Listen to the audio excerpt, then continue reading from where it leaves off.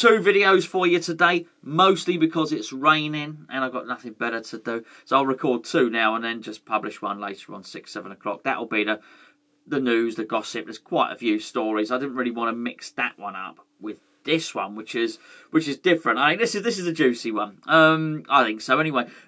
But it's easily missed. This one sort of flew under the radar.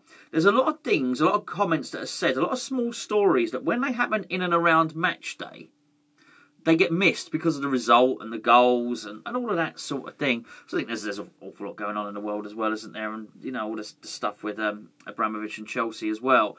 I think this story got a little bit lost, but I think it's really, really quite telling.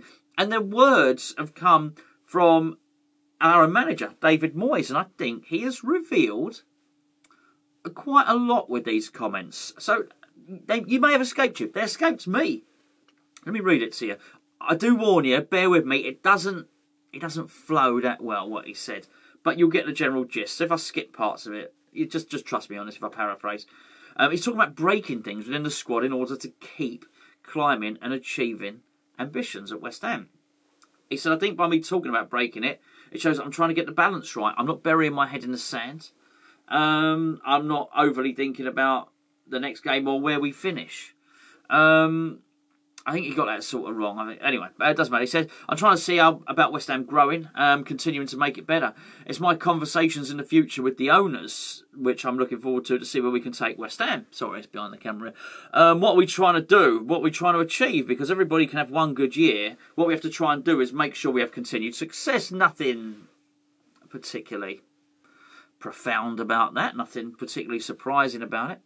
He says, it will not always be an upward spiral, yeah, we know, and there will be times when you need to break it to try and fix it. This is the key, to get back to where you want to go and mend it.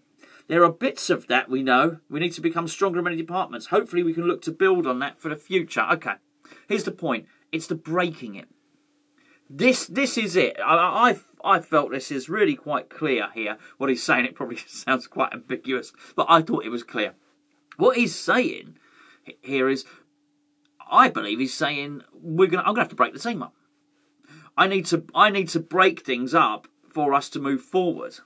So what exactly does that mean? And I had a little think about it. Well, okay, it could mean several things, and it's up to you to decide what you think it means. However, here's what I think it means.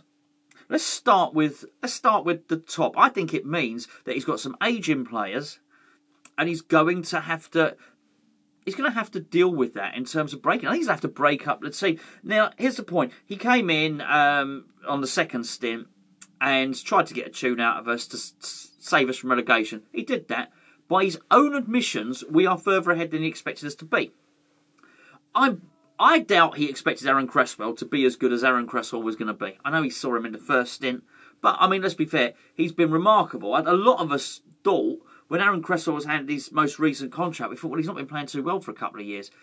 He's been one of the best left-backs or left centre-backs, whatever you want to call it. One of the best dead ball specialists in terms of corners and free kicks. And he's been an absolute sensation. Not quite up there with Robertson, but a bloody good player. I don't think even Moyes would have expected Antonio to do as well as he has done. But and you can go on. There are a number of those sorts of players, but I felt he was getting every inch out of the older players that he had there. But for us to have sustained success, we can't build that on Antonio. We cannot build that on Cresswell. I think also Ogbonna. I always think this on Ogbonna. It's easy to look back and think Ogbonna's been sensational for all his West Ham career. He hasn't. There's been a lot of times when he was in and out of the team, but Ogbonna's played his best football under David Moyes. I guess that shouldn't be a surprise. David Moyes is a central defender, and you know, he gets to, you know, there's defenders on the coaching staff as well, obviously. So I think when he's saying breaking it, I think he's almost saying, do you know what, this is what I've got to do. I do wonder how much of it is about Declan Rice as well, because that's what I started thinking. Is Declan Rice the breaking it? Basically, he's talking about that old reset button again. It is pressing the reset button. It's a case of saying, well, okay, I've tried it this way, but actually now is the time to actually start blooding a new left back, for Antonio not to be the main striker, For us, I think he's already done it to one extent or another with Ogbonna. Even look at Dawson there. When I say Ogbonna, I mean by bringing Zuma in. But that's only one of the two centre halves. I think, you look at Dawson there, and Dawson has been nothing but an unmitigated success as a centre half. But again, when he brought Dawson on loan, he probably didn't think, oh, this is going to be my centre half, a first choice centre half, which is what he is at the moment for the next 4 or 5 years. Probably wasn't the plan at all. So he might well have to break that as well. I'm not saying sell Dawson. I'm talking about moving him down to, so he's a bench player, basically. Is that what Moyes is thinking? I mean, I do believe that the Declan Rice situation is probably muddied the water. How much of that was him thinking, well, that is sort of breaking the team? And when you think about Declan Rice, it brings you on to Souček. What's he thinking of Souček? Clearly the defensive midfield role doesn't work. Even in the last couple of games, we've seen him move Souček further up the pitch. He might be thinking the breaking. It might be, okay, Declan goes just a dedicated central defensive midfielder who just sits and guards the back four. And then let's liberate Souček. Maybe he's thinking the breaking it is to get rid of Souček. I don't know. I'm pretty sure he doesn't think the breaking it is getting rid of Bowen. I don't think that's the case at all. I don't think it's Zuma.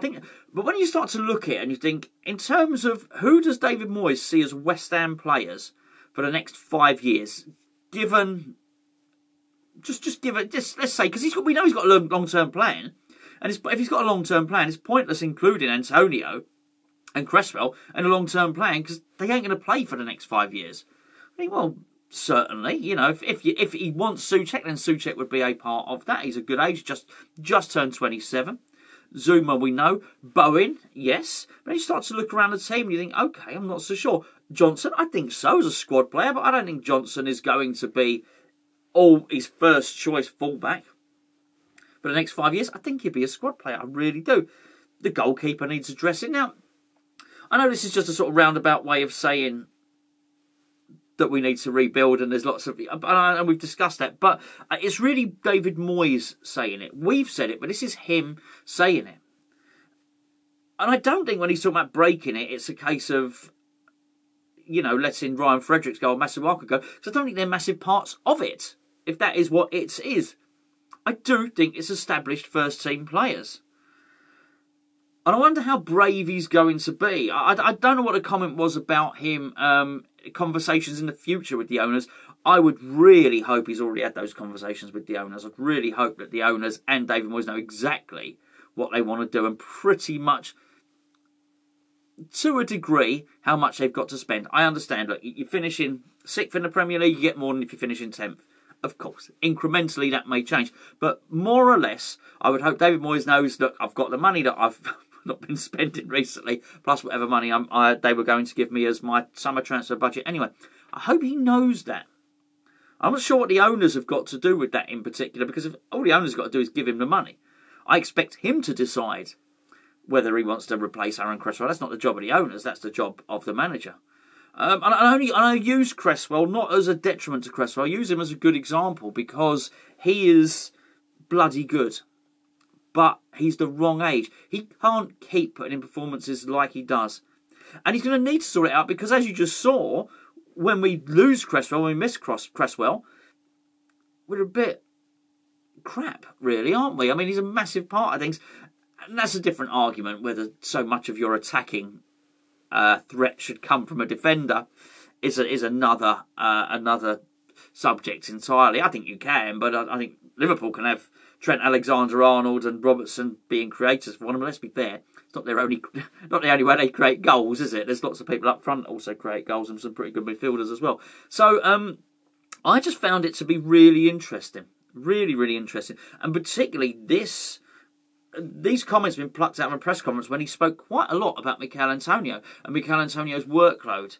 And also he said something very telling. I love listening to the way people say things. And he said, of course, Mikel Antonio normally plays about 20 games a season.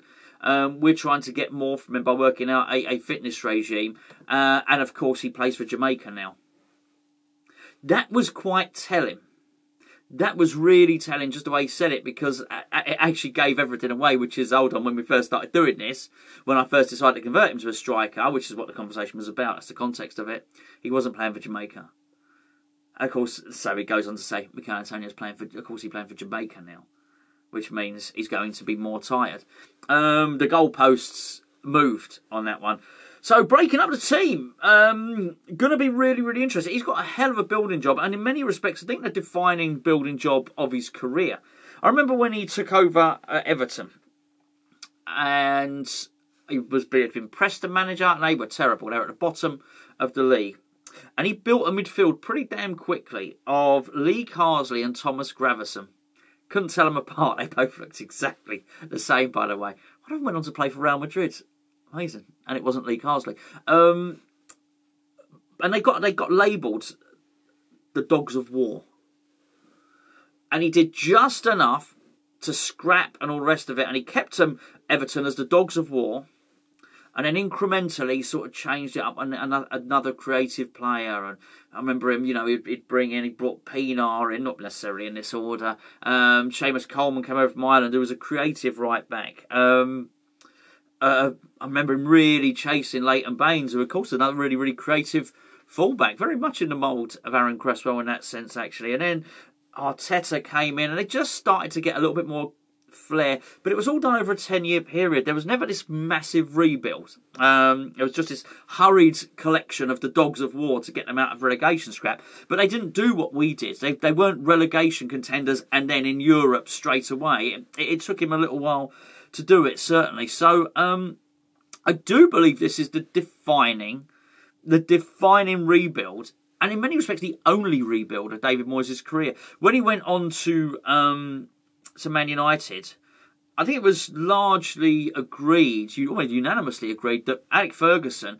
had got the best that he could out of that team, that Man United team, winning the league with people like Welbeck in it and stuff like that. And there were lots of Darren Fletcher and people, there was not a magnificent team, far from it. And that team needed a rebuild, but even when Moyes went in there, he didn't do it. He didn't quite rebuild it. So there's no form. He has no form for rebuilding. So I look at what he says about breaking the team. In many respects, he's saying the team are playing well. Cresswell's good. Antonio's good. All this stuff is good. Fabianski's good, but it needs to go for us to move forward. I need to break it up. I need to break the team up. I think it's a brave thing. A really brave thing to do. I also think it's probably the right thing to do if what you want is sustain success.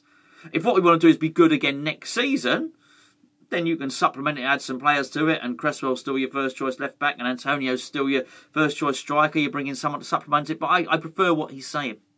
Let's put those guys down on the bench. The proof of the pudding is in the tasting, I've got to say. It sounds good. Break up the team, move forward. Not sure. Not convinced. I like the idea, not convinced he'll do it.